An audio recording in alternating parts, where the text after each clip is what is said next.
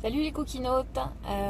Aujourd'hui je voulais vous faire un petit live sur un sujet, enfin une petite phrase en fait que j'ai vue sur un groupe que je suis, sur des femmes en fait qui souhaitent manger équilibré, qui se donnent des conseils, qui se motivent entre elles. Donc le groupe est plutôt pas mal, sauf quand en fait les personnes se permettent de donner des conseils alors qu'elles ne sont pas du tout des professionnels de la santé, et au final on se rend compte qu'il y a beaucoup d'idées reçues et beaucoup de choses erronées, et notamment la phrase qui m'a fait un peu bondir, c'est donc une nanette qui disait que 100 kilocalories d'haricots verts, c'était pas pareil que 100 kilocalories de pâtes, que les 100 kilocalories d'haricots verts, ça ne faisait pas grossir, ça ne se stockait pas, contrairement aux 100 kilocalories de féculents. Donc évidemment c'est complètement faux. Faut pas oublier que les calories, donc normalement c'est kilocalories, mais par abus de langage on parle de calories. Les calories, c'est une unité de mesure de l'énergie dont votre corps a besoin pour fonctionner tous les jours. Donc 100 calories d'haricots verts, ça représente exactement la même chose que 100 calories de pâtes, que 100 calories de beurre, etc. Les calories, c'est une unité d'énergie.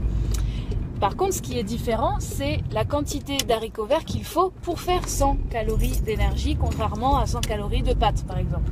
Pour vous donner un ordre d'idée, 100 calories de pâtes, vous l'avez pour 100 grammes à peu près, alors que les haricots verts, par exemple, il faudrait 300 grammes pour obtenir ces 100 kilocalories. Mais du coup, voilà, faut pas faire l'amalgame entre les calories et les grammes. C'est exactement la même chose, des calories, des haricots verts et des pâtes, ça se stocke exactement pareil. Si vous prenez 100 kilocalories de trop par rapport à votre ration journalière et qu'elle provient d'haricots verts, vous allez les stocker aussi. Ça n'a strictement rien à voir, l'énergie et les nutriments, etc.